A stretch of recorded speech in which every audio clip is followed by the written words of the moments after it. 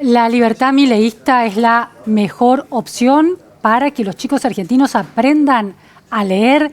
El problema de la alfabetización en la Argentina, cómo pasar del cerebro lingüístico, ese que viene dado al nacer, a lo que se llama el cerebro cultural, intervenido de tal manera de poder aprender a leer. Bueno, de eso vamos a hablar con una de las especialistas más respetadas en la Argentina, con Florencia Salvarezza. Gracias, Florencia, por estar hoy en la repregunta. Muchas gracias. Florencia es especialista en lingüística y desarrollo del lenguaje y la alfabetización. Es directora del Instituto de Neurociencia y Educación INECO de la Fundación INECO. Es profesora de la Universidad de Buenos Aires, de la UNICABA, siempre en estos temas de alfabetización y aprendizaje. Es directora de la Diplomatura en Trastornos del Aprendizaje de la Universidad Favaloro y es una discípula de Noam Chomsky, en la etapa en que Chomsky se dedicaba a la lingüística. Así que, bueno, una profesional que ha estado, una investigadora y especialista que ha estado una vida dedicada a esta cuestión. Florencia se conoció en los últimos días una iniciativa del Consejo Federal que reúne a los distintos ministros de Educación de las provincias y al secretario de Educación Nacional, Torrendel, en relación al plan de alfabetización. Y una de las afirmaciones más contundentes es la libertad de métodos. La cuestión es si la libertad de métodos es lo más beneficioso como política pública para lograr resultados efectivos. Entonces, primera cuestión, ¿cuáles son esos métodos en pugna en el campo de la alfabetización, no solo en la Argentina, sino en el mundo? Porque hay toda una especie de guerra, la guerra de la lectura, que tiene que ver con estos métodos. Sí, a ver, bien separado el tema. Sí. Guerra de métodos es una discusión política y una discusión a nivel de políticas educativas. A nivel de investigación científica no hay tal guerra o tal discusión. Hay evidencia para unas cosas y no hay evidencia para otras. Los dos métodos o los dos mundos de métodos, porque no son dos métodos, son dos perspectivas, te diría. Una es lo que se hace acá en general, lo que se hace en casi toda la región Latinoamérica y el Caribe, y que tiene que ver con los métodos, nombres variados, pero que son los métodos constructivistas, psicogénesis, globales, basados en la oralidad, socioculturales, socioconstructivistas, balanceados o heterogéneos. Ese es un universo. Es un universo con algunos... Uno de los polos de esa polarización, porque vos decís que no hay guerra de métodos, pero la hay, digamos. Sí, digamos, la guerra de métodos es en la práctica. Lo que digo a nivel de investigación... Está bien. Es poca la discusión. Importante eso. Sí. Es decir, en las políticas públicas y los docentes a la hora de ir al aula difieren en sus perspectivas, pero la investigación o le da la razón a alguna de las dos perspectivas. La investigación muestra que hay evidencia de que hay ciertos métodos que funcionan y los otros no hay evidencia de que funcionan. Entonces, ¿cuáles son entonces los otros? El otro universo, ¿cómo lo caracterizarías? El otro son los métodos basados en la evidencia, pero básicamente son lo que se llaman métodos estructurados o sistemáticos, que son métodos que se parecen más a lo que uno dice, eso es lo que hacíamos antes, lo que hacíamos mis abuelos o yo, lo que se hacía antes, que es enseñar las letras y los sonidos, y una enseñanza mucho más explícita, mucho más metódica, muy secuencial, donde se enseñan las letras, sus sonidos y se practica la lectura y la escritura en clase desde el comienzo. Un método de este tipo te diría que el primer mes de clase, después de las 2-3 semanas de clase, los chicos empiezan de a poco a leer en voz alta en clase y a escribir. A escribir con mayúscula y minúscula cuando corresponde, con corrección ortográfica. Sería una intervención y una instrucción muy directa del maestro. Sí. Si uno entra a esa clase va a haber un maestro enseñando esas correspondencias y haciéndolas practicar de distintas maneras. Exactamente. Correspondencias entre las letras y los sonidos. Exactamente. Va a encontrar eso en vez de encontrar un docente leyéndole a los niños y preguntándoles qué les parece que dice acá o cómo les parece que se llama, pidiendo que hagan hipótesis, que son como las dos grandes formas. Los métodos constructivistas se basan en la construcción de los significados y del principio alfabético por parte de los niños expuestos a la lectura y a la cultura escrita. Como si fuera un descubrimiento en un ambiente enriquecido por la lectura y la escritura. Exactamente. En el otro caso son intervenciones muy puntuales. Muy puntuales. La enseñanza es una técnica. Es una técnica, es un método, es explícito y el docente tiene un rol muy importante de enseñar, no de tramitar o gestionar conocimientos, sino de enseñar cosas que se presupone que los niños no saben, algunos tal vez sí, pero lo practican todos juntos. Entonces, la gran diferencia es que los chicos, digamos, estos métodos, unos son los estructurados, llamemos, y los otros los globales, para armar... Los estructurados se llamaron, estaban vinculados, se explicaron durante muchos años, hasta hace muy poco, como conciencia fonológica. Sí. Se explicaron y se llamaron muchas veces como conciencia fonológica, que no es un método. La conciencia fonológica es algo que se hace justo antes de empezar a enseñar a leer. Es algo así como sentar las bases para hacer una casa. Yo quiero hacer una casa, tengo que cavar, poner los basamentos y después construir.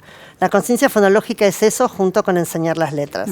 Entonces, conciencia fonológica es algo que se hace antes. En los métodos globales, en todo el mundo de los métodos globales, yo nombré balanceados y heterogéneos porque ellos toman conciencia fonológica. Lo que no toman tanto es la enseñanza explícita de las letras y los sonidos. Entiendo. Entonces, conciencia fonológica es fundamental, es algo que en general uno esperaría que lo haga la educación inicial. Sí, jardín de infantes. Jardín de infantes. Claro. Sería lo ideal. Y después cuando uno empieza a enseñar las letras, pasás ya a enseñar el abecedario y a practicar la lectura. Claro. A leer se aprende leyendo. Sí. A jugar al fútbol se aprende con la pelota, a tocar el piano se aprende tocando. Salvo algunos talentosos, en el fútbol hay ejercicios específicos para aprender distintas habilidades. Lo mismo sería en el caso de la lengua, de aprender a leer. Exacto, además necesitas práctica. Si vos querés que alguien aprenda a tocar el piano o a jugar al fútbol, usando esos ejemplos, o al tenis, va, raqueta, pelota, red, y le va y le pega, y le pega y practica. Lo mismo el piano, lo mismo el partido. Además, cuando uno ya sabe un poco, seguramente le mostrás partidos o le mostrás conciertos, lo haces escuchar, para que pueda ir más allá de su práctica, para que pueda comprender cosas que él todavía no puede hacer. Lo mismo haces con la lectura. Le lees para que pueda entender el mundo, conocer vocabulario nuevo y cosas que aún no puede leer. Y eso es el trabajo de la oralidad. Pero en simultáneo, desde el comienzo de primer grado, los métodos estructurados, lo que te explican es que vos tenés que empezar a enseñar y practicar la lectura. Para algo que vos dijiste hace un rato, que es convertir un cerebro humano netamente lingüístico en un cerebro cultural o lector. Claro. La lengua hablada viene cableada en nuestros cerebros desde que nacemos. La lengua, el aprender a leer es una práctica que necesita aprendizaje. Exacto, explícito. por eso llamamos a aprender a leer y no desarrollar la lectura. Desarrollamos el lenguaje, desarrollamos el sistema de la visión, cuestiones sociales, un montón de cosas. La lectura, como otros aprendizajes, no tiene un espacio en el cerebro al momento de nacer. Por eso hay analfabetos. De hecho, existen los analfabetos. Cuando aprendemos a leer, el cerebro se transforma, ese es el proceso de aprendizaje, y tiene un área nueva que se llama el área del buzón de las letras o el área de la lectura. Hay nombres. Y esa área, una vez que uno la tiene, la tenés para siempre. Por eso si yo te pusiera a leer finlandés, tu cerebro va inmediatamente a tratar de leerlo. Aún el ruso. Aún sin saber va a aplicar ciertas técnicas o metodologías, ciertos caminos para descifrar ese código. Exactamente. ¿No? Florencia, ¿cuál es la evidencia en este mundo de lo que se llama los métodos más estructurados, conciencia fonológica, aunque eso está más revisado?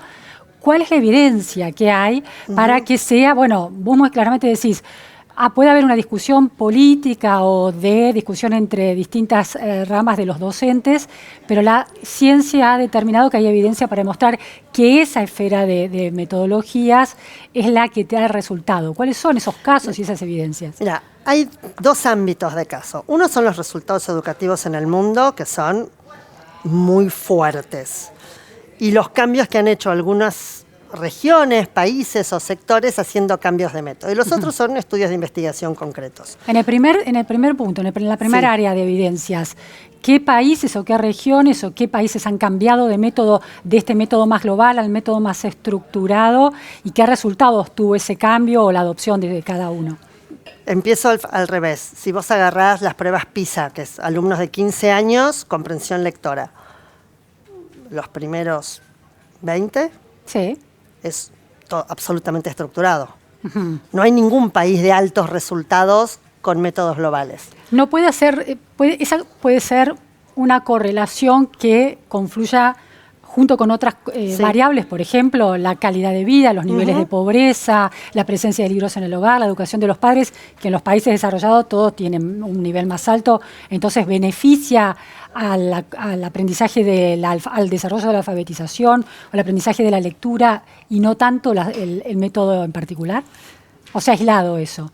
Es además.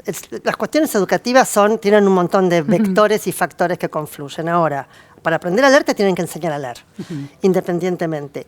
Cuanto más desfavorecido es el niño, es decir, cuanto viene lo que llamamos el factor cuna, cuanto menor es el nivel educativo parental, cuantos menos libros hay en la casa, cuantos menos expuestos tuvo a la lectura, más estructurado necesita. Ah, todavía más. Más, porque...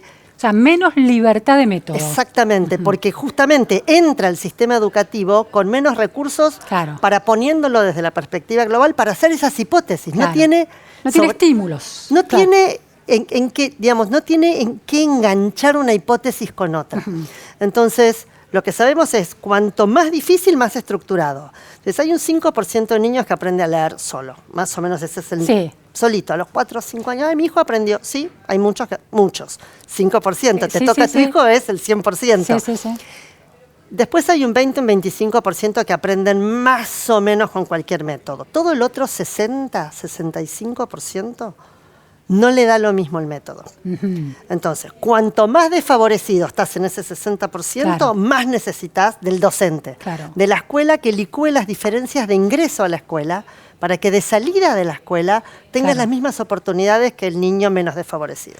En la región, Argentina siempre, de ser un faro educativo en términos de la universalización de la educación primaria, el avance hacia la educación secundaria y universitaria, empezó a quedar rezagada, ¿no? ¿Cuál es, comparado con qué países de la región usan uno u otro método y qué se ve en ese panorama? El otro día circulaba una especie de meme, diría, que no es un meme, pero que mostraba el ranking de los países de la región latinoamericana y el Caribe en la FIFA, Argentina primero. En el fútbol, decís. El fútbol, la FIFA, el fútbol. Y después los resultados lectores. Aparte, las pruebas de UNESCO, las pruebas regionales. Olvidémonos del resto del mundo. Que son más respetadas que las PISA entre los educadores y entre los porque nos comparan con más parecidos, porque son otras edades. Hay un montón de factores.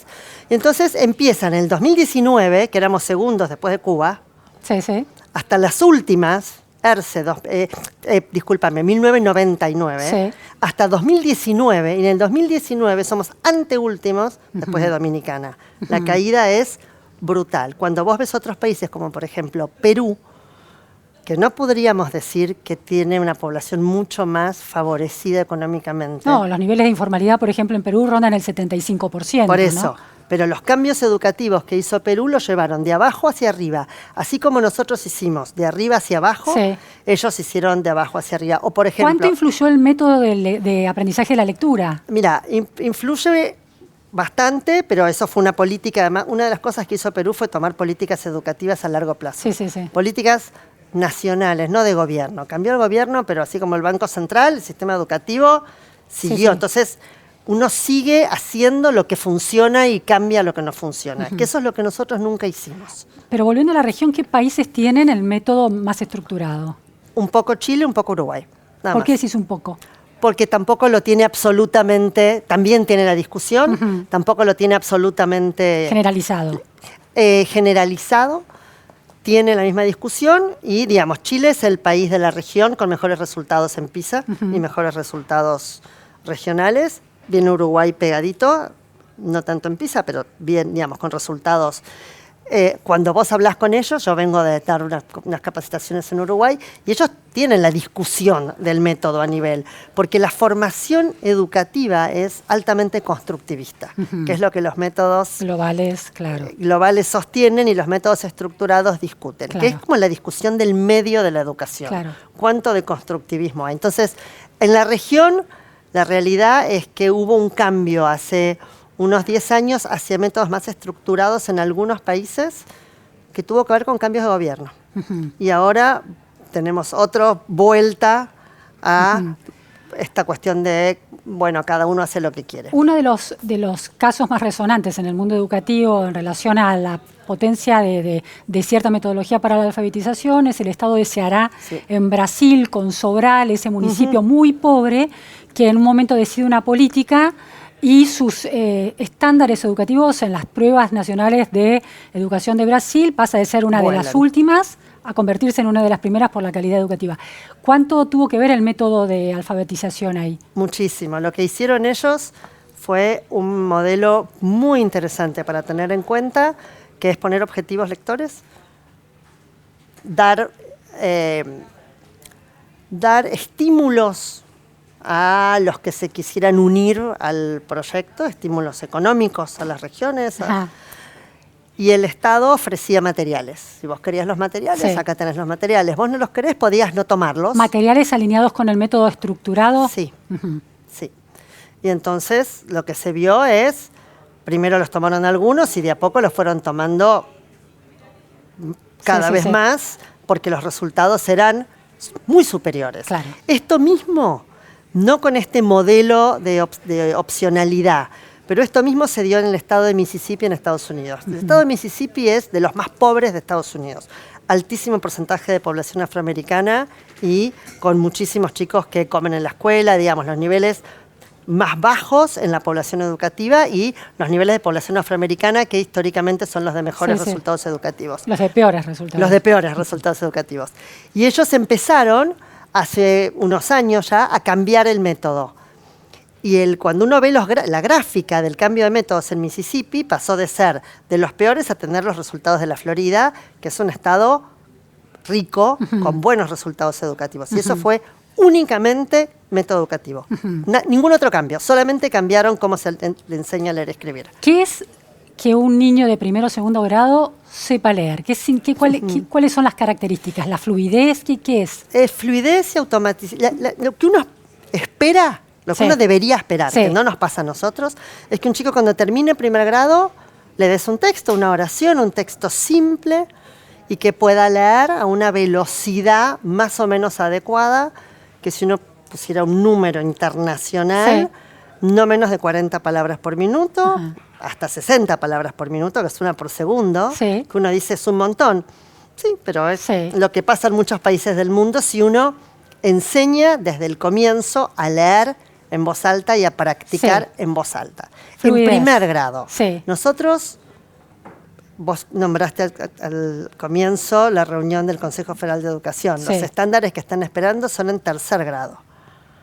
Tercer grado es mucho tiempo para no haber esperado algo antes. Entonces, uno espera que un chico cuando termina primer grado pueda leer, que no lea de a poco, que pueda Claro, que leer, no se trabe. que no se trabe, que lea con fluidez, es decir, que lea más o menos a una velocidad aceptable. ¿Se mide la fluidez en la escuela argentina? Hay ejercicios donde la maestra se pone con un cronómetro a ver cuántas palabras por minuto logra leer con fluidez un alumno. Bueno, esto se implementó en Mendoza y en Ciudad de Buenos Aires.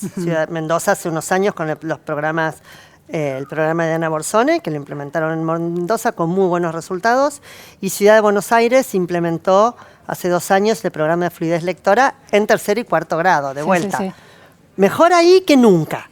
Pero uno debería empezar en primero. Pero se puede en primero o segundo grado. Sí, por supuesto. En primero. En cualquier país del mundo se hace en primero, a mitad de primero y a final. Una experiencia personal. Yo viví en Toronto durante unos cuantos años. Mi hijo entró a primer grado en la escuela pública de Toronto.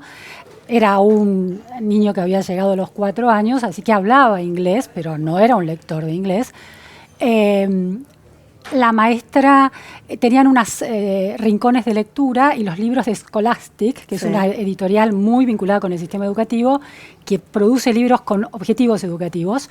Entonces mi hijo leía, pero tenía ese trabajo un poco. Entonces voy a hablar con la maestra, bueno, ¿cómo lo ayudo? Toma, practica con estos libros, practica. Entonces se sentaba, leía, iba palabra por palabra. Y el examen que le tomaba la maestra era un cronómetro y repetir y leer palabras, a ver cuántas cuántos errores cometían. Exacto. El salto cualitativo precanto, yo hacía de maestra de alguna manera interviniendo, el salto cualitativo fue enorme en muy poco tiempo, fue bilingüe en muy pocos meses, ¿no? Es lo mismo que hablábamos antes del tenis, el fútbol o el piano. Claro. La única forma es la práctica. La única forma de practicar la lectura es lectura en voz alta. Y la medición para tener un parámetro. Por supuesto, además, la medición tiene dos objetivos, el parámetro y la corrección. Claro. Porque si vos no escuchás leer a tu alumno, no sabés cuál es el error que comete, Claro. si comete errores. ¿Qué tipo de dificultades tienen? ¿En qué sílabas? ¿En qué Exacto. Y palabras? si vos esperas hasta tercer grado, te perdiste 3 años preciosos en tiempo, porque además hay una cosa en educación que se llama el efecto Mateo, que viene Mateo de la Biblia, al que más tiene más se le dará y el que menos tiene menos recibirá. Ajá.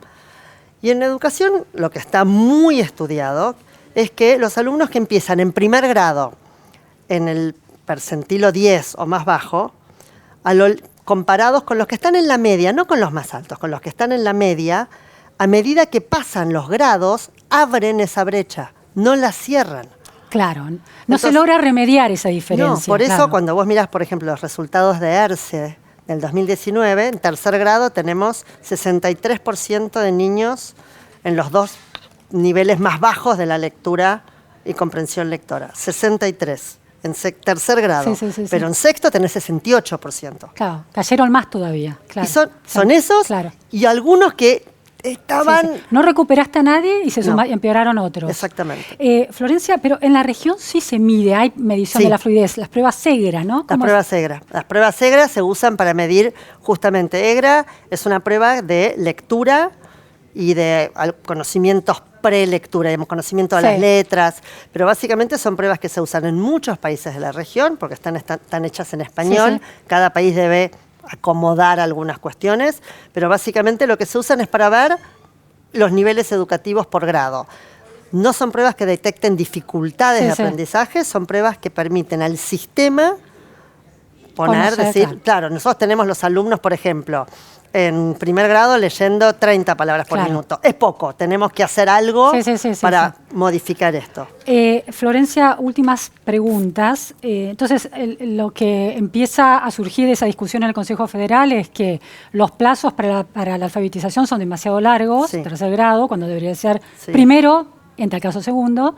Y la segunda cuestión es que la libertad de métodos puede llevar a una pérdida de tiempo. En lugar de estar un poco más enfocados en los métodos estructurantes, esa libertad puede derivar y distraer hacia métodos que no son tan efectivos y tan veloces. Sí, ahora hay un tema ahí, que es, yo creo que esto no tiene que ver con la libertad por la libertad avanza y el gobierno, sino porque en Argentina la discusión de los métodos obtura cualquier resolución del problema educativo. Vos mencionaste que la provincia de Mendoza y la Ciudad de Buenos Aires avanzaron con la metodología que tiene más evidencia científica. Son dos signos políticos, tanto en Mendoza con la gestión de Cornejo y la posterior y la actual gestión de Cornejo y en la Ciudad de Buenos Aires, opuestos al kirchnerismo. ¿Hay un debate que cruza la guerra de los métodos con kirchnerismo, antikirchnerismo? Yo no diría con kirchnerismo o antikirchnerismo. Yo creo que las escuelas de educación en general forman a sus estudiantes y los institutos educativos y los de formación docente en una línea que no está basada en la evidencia, que es lo que hablábamos al comienzo. Y vuelvo sobre algo que decíamos, no hay estudios importantes, es decir, que en una población, un número poblacional grande que muestren que los métodos globales funcionan. No hay. Entonces, y el estudio más importante en esto en lengua española, que es un estudio en España, lo que muestra es que ni aún en las cuestiones de vocabulario son mejores los métodos globales que los otros. Entonces, tiene más que ver con una grieta educativa que política. De vuelta, Ciudad de Buenos Aires lo que implementó son las pruebas de fluidez lectoras, no hizo un cambio metodológico. La discusión metodológica es muy complicada. Lo que uno puede hacer es decir, hacer lo que quieras, pero en primer grado tienen que terminar. Cuando terminan tienen que leer 40 palabras. Pero el hacer lo que quieras deja librado a que se siga una vía que no conduce. Deja librado a no llegar a hacer lo que hay que hacer. Sí. La discusión de métodos te abre la puerta a una discusión bastante difícil. Yo no creo que no haya que darla, creo que hay que darla, porque es la... Si vos, y siempre ponemos el mismo resistencia ejemplo, de los sindicatos, resistencia y de mucha parte del sector educativo. Si vos fueras a un hospital y el médico no sé, te da cristales o te tira... Vos dirías, estoy en un hospital, espero medicina tradicional, en el sentido de basada en los estudios científicos. El sistema educativo no funciona así. Esto es lo que tenemos que cambiar. Bien. La última cuestión, Florencia. Está bien aprender la técnica para poder hacer esa lectura fluida. ¿La comprensión está atada a esa fluidez y a la automatización de esa técnica? Sí.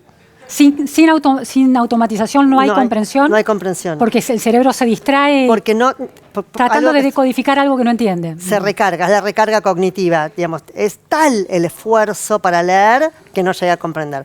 La fluidez es el puente para la comprensión. Es una frase famosa de los investigadores en lectura. Dijiste la palabra esfuerzo. Hay toda una discusión en Argentina acerca del grado de exigencia y el esfuerzo que se debe esperar de los alumnos en primer grado.